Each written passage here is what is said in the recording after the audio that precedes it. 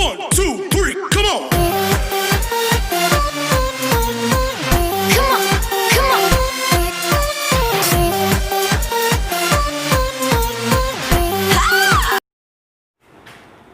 Good morning students, this is PK sir, your chemistry sir, welcoming you on the next part of the chapter. Chapter is solution. This is class 12th CBSE science, CBSE chemistry, effect of temperature. So in the last video we have discussed, in the previous videos we have discussed many things which are important. So before watching this, you may see the I button for the previous videos. Now in this topic, this was the last remaining topic on the previous video, effect of temperature. Now see students, we have already discussed about solubility, and about solubility we know that as temperature increases, solubility decreases. This is the relationship with solubility of temperature. Okay, we are discussing the effect of temperature on solubility. Okay, so in this case solubility and temperature are related. Now already we have discussed one word, that is dissolution. Okay, so the process of dissolution, actually this is a dynamic process or dynamic equilibrium. Now what is the meaning of dynamic equilibrium?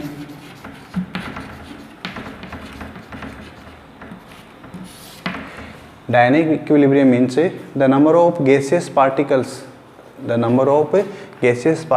which are entering into the solution and the number of particles which are coming out of the solution. Okay, that is always equal. Okay, and the number of particles which are entering and the number of particles which are coming out of the solution, they make a equilibrium. Since this equilibrium is not stable, means always it is changing, that is why it is called dynamic equilibrium. So this process, that dissolution process, can be compared with condensation process.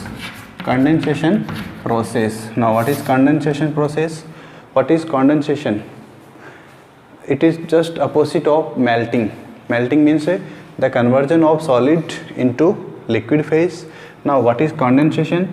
Just now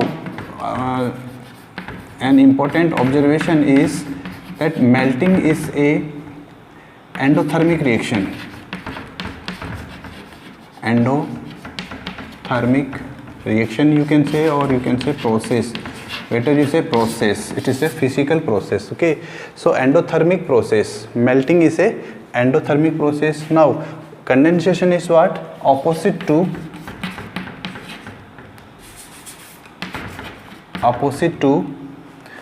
melting. Opposite to melting is condensation. If melting is endothermic, then opposite to melting, it means it should be exothermic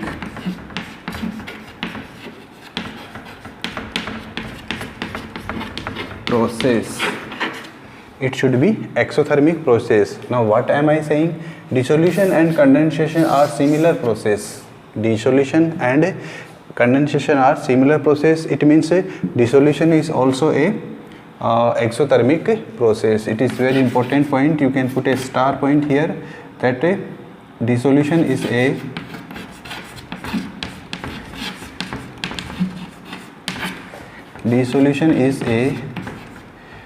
exothermic process.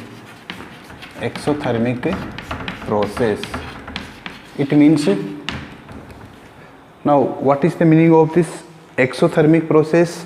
Dissolution is a exothermic process, so solubility will decrease with increase of temperature. Solubility will increase with decrease of temperature. Okay, exothermic process का what is the meaning of exothermic Exothermic means if a process is taking place by releasing heat. Again listen, if a process is taking place by releasing heat in that process, then that process is called exothermic process. Okay, so to happen quickly or more precisely, we need to reduce the heat or temperature should be minimized in that process to happen that process smoothly. Okay, so here dissolution is a exothermic process. So this was the last topic of this unit. Now next unit is unit 2.4. Unit 2.4. It is very important unit. Let us see. Next unit 2.4, that is vapor pressure.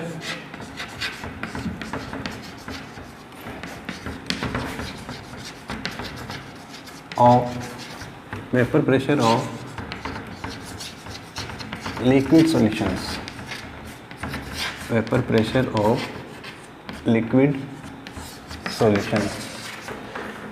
In the next part of the chapter, vapor pressure, I will be using short VP. So take care. VP I will be using for vapor pressure in the rest of the chapter. Now liquid solutions. What is the meaning of liquid solution? First of all, what is a liquid solution? Solution word is a very common word, but what is liquid solution? A liquid solution is a solution in which the solvent is essentially liquid. Solvent is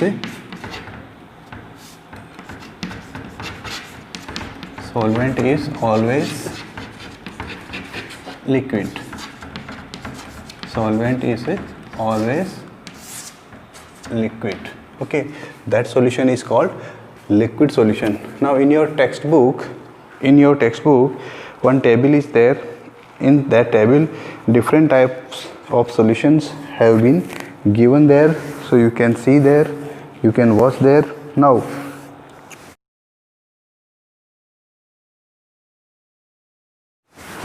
in our syllabus there are two types of solutions. Okay, that is liquids in liquid and solids in liquid. There are two types of solutions in our syllabus. In this one, first one is liquids in liquids, and second one is solids in liquids. What is common here? Both are in liquid, because we have already described that solvent is always liquid, and here solvent part is liquid, and here solute part is liquid, and here solute part is solid. So these two types of liquid solutions are in the syllabus. We have to discuss them one by one. Okay, this one and this one. Now in our syllabus, the solutions are always binary solution. Or what is the meaning of binary solution? There are two components, binary solution. What is the meaning of binary solution? Two component system.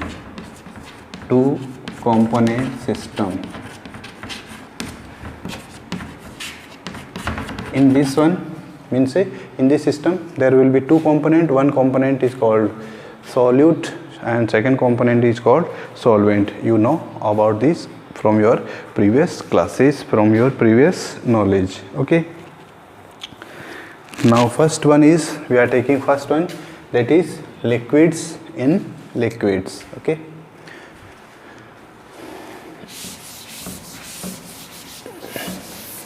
that is 2.4.1. 2.4.1. Okay, in this one we will be discussing one important law, that is Raoult's law.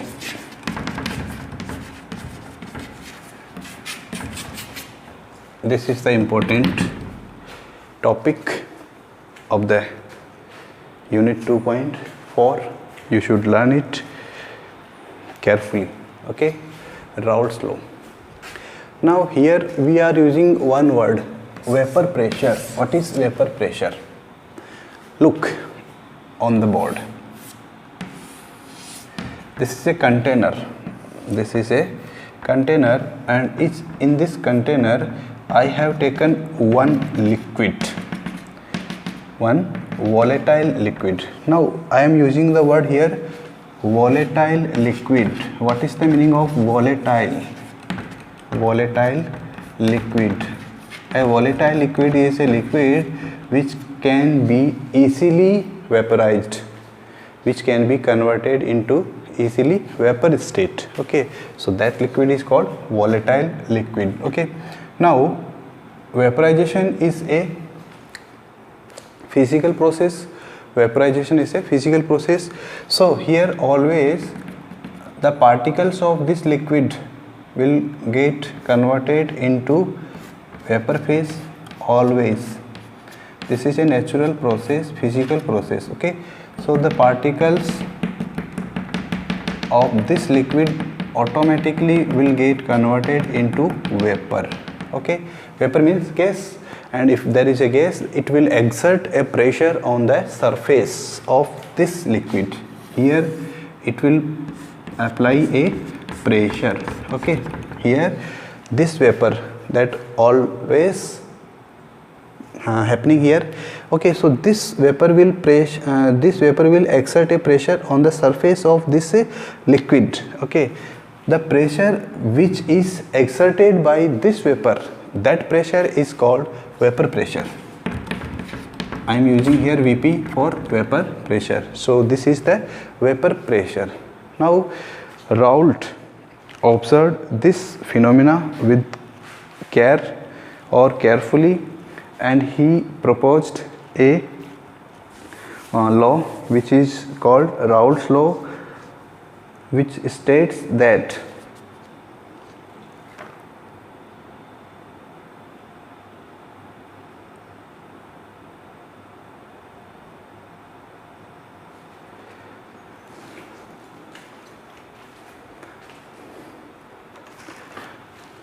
now what is the statement of Raoult's law? According to Raoult's law, if a solution is there,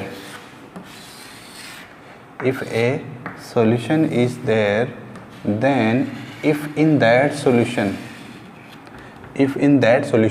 there are two components,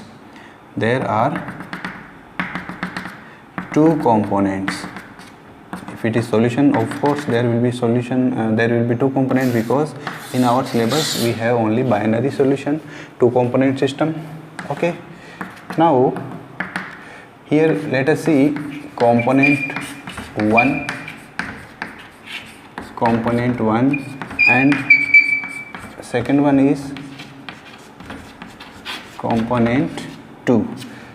Okay, now what I have said is that both of them are volatile. If both of them are volatile, then of course one will be more volatile and another will be less volatile. That is also important. Okay, now if the component 1 is more volatile, then its vapor will be easily formed. Okay, its vapor will be easily formed. This is the surface of liquid.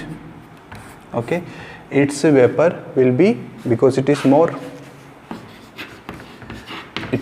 volatile and it is less volatile. Component 1 is more volatile, component second is less volatile.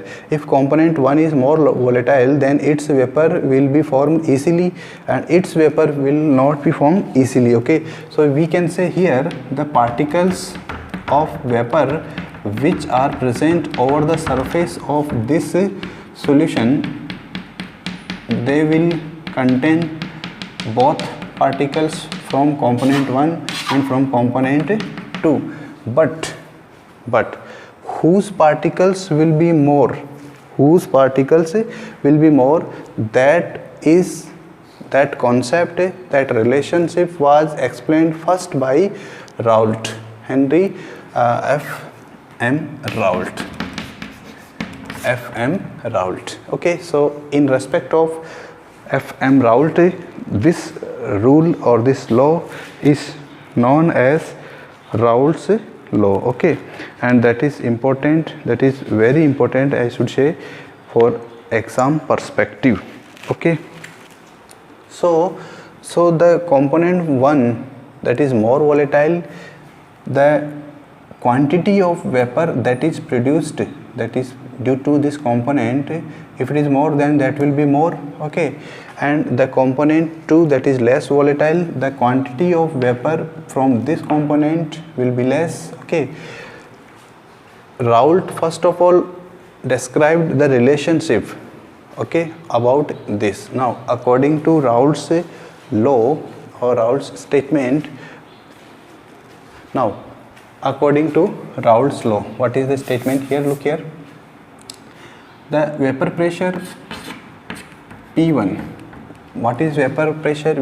Here P1 means vapor pressure 1 of component 1. Okay, that is directly proportional to the mole fraction of its component 1. Okay, vapor pressure is directly proportional to mole fraction. Now means, what is the meaning of this one? More amount of component 1 will be there, then it will exert more pressure in the system. Okay, now this proportionality sign, if we remove this proportionality sign, then we get a constant that is called P1 naught. We are saying it P1 naught, and then X1, where P1 naught is what? Vapor pressure of pure solvent, Vp of pure, now you can say solvent or you can say component, pure component 1, this is the P1 naught. In the same way, we can also say for second component P2, that is also equal to, now P1 is directly proportional to X1, in the same way P2 is also directly proportional to X2. Remove the proportionality sign and then we can get P2 is equal to P2 naught, and this type of X also you can use, otherwise you can use this one, this is better. Okay, so this is the relation P1 naught for P1 and P2. So according to this, now in mole fraction calculations we have already discussed that in a binary system, the summation of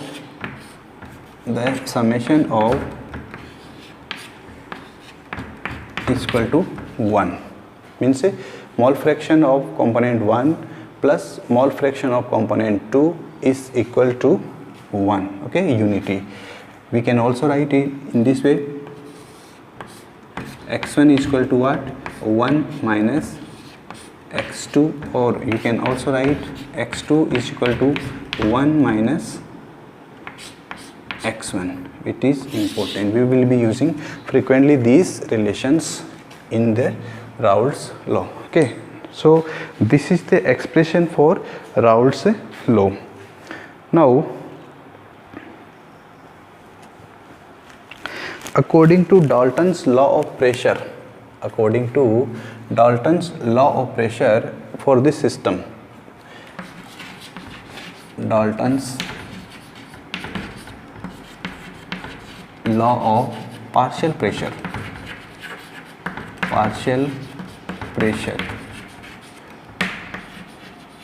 this is the second concept. According to this Dalton's law of partial pressure, the total pressure of the system, listen carefully, the total pressure of the system is due to the individual pressure of the system.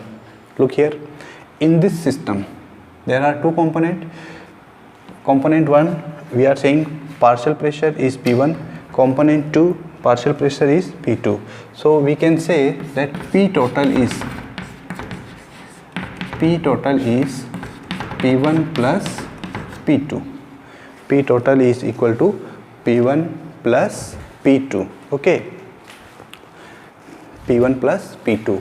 Now you can put the value of P1 and P2, that is x1 P1 naught plus x2 P2 naught, that is from the previous relations which we have already written here. P1 is equal to P1 naught x1, P2 is equal to P2 naught x2. So the same value P1 I have put here, P1, or the side is not problem. P2, in place of P2 I have put P2 x naught or x2 P2 naught. Okay, now this formula or this equation can be changed. This equation can be changed in the form of, if I put in place of x1 this one, in place of x1 if I put this one, then what is this? Look here, x1 is substituted by this one, 1 minus x2 P1 naught plus x2 P2 naught. Okay, now what is common here? Just look here, P1 naught minus x2 P1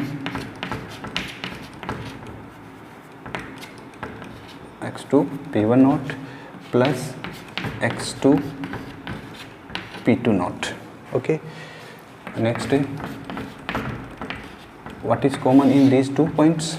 Just you take this one, this side, P1 naught, and then plus common is x2, and then P2 naught, this is minus P1 naught. Okay, so this is the another form for formula of total partial pressure. Now if you compare this equation, with the standard linear equation, then what you get? What is the standard equation? Y is equal to mx plus c. If you compare this one with the standard linear equation, what you observe? Okay, that observation is important.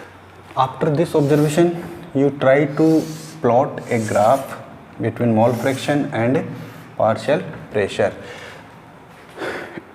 Try to draw graph on between partial pressure and vapor pressure. Vapor pressure, here it is vapor pressure, and on y-axis it is mole fraction. On y-axis it is vapor pressure, and on x-axis it is mole fraction. Okay, now on axis here x1 is equal to 1. If it is 1 here, then here x1 is equal to 0, and if it is x2 here 0, then here x2 is equal to 1. Okay, now what was our relation? P1 is equal to P1 naught x1, P2 is equal to P2 naught x2. P1 naught is a constant, it means P1 is directly proportional to x1. Students, so in the next video, in the next part, we will be taking this part, that relation, that graph between mole fraction and vapor pressure. Okay, so this is the end of the video. Till then, take care and bye bye.